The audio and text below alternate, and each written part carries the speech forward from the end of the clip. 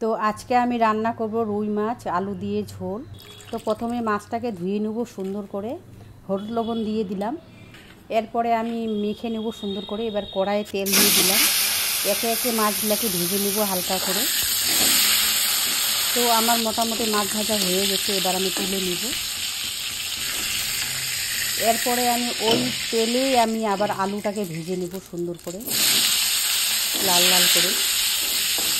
তো এবার আমার ভাজা মোটামুটি হয়ে গেছে। জিরা দিয়ে দিলাম শিলপাটায়, শুকনো লঙ্কা, আদা, কাঁচা লঙ্কা, আর আলুটা আমার ভাজা হয়ে গেছে।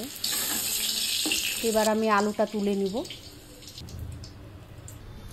তো এবার ওই তেলেই আমি তেজপাতা, শুকনো লঙ্কা, কালা জিরা ফোড়ন দিয়ে পেঁয়াজটা দিয়ে দিলাম, হালকা একটু ভেজে নিব।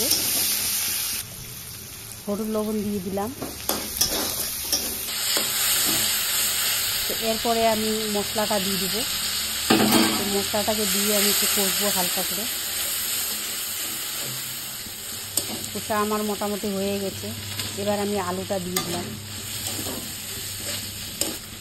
এটা পাতলা ঝোল হবে, হালকা একটু জল দিয়ে দিলাম।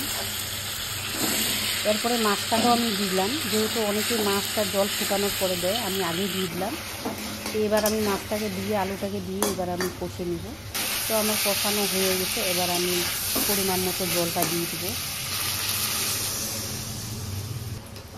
তো আমার জল দেওয়া হয়ে গেছে, ফুটে আসলে ফুটানো হয়ে গেছে। তো মোটামুটি আমার মাছ ঝোলটা হয়ে গেছে। এবার আমি ঢেলে নেব একটা পাত্রে। তো ঢালানো হয়ে গেছে, এবার আমি একটু হালকা করে ধনিয়া পাতা দিয়ে দিলাম।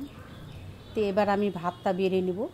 তো দেখো এখানে কি কি দিয়েছি: আলু ভাজা, মাছ ভাজা, লেবু, শুকনো লঙ্কা বাটা, আলু সিদ্ধ, বেগুনি ভাজা, ডাল, মাছের ঝোল। তো কেমন হয়েছে বন্ধুরা?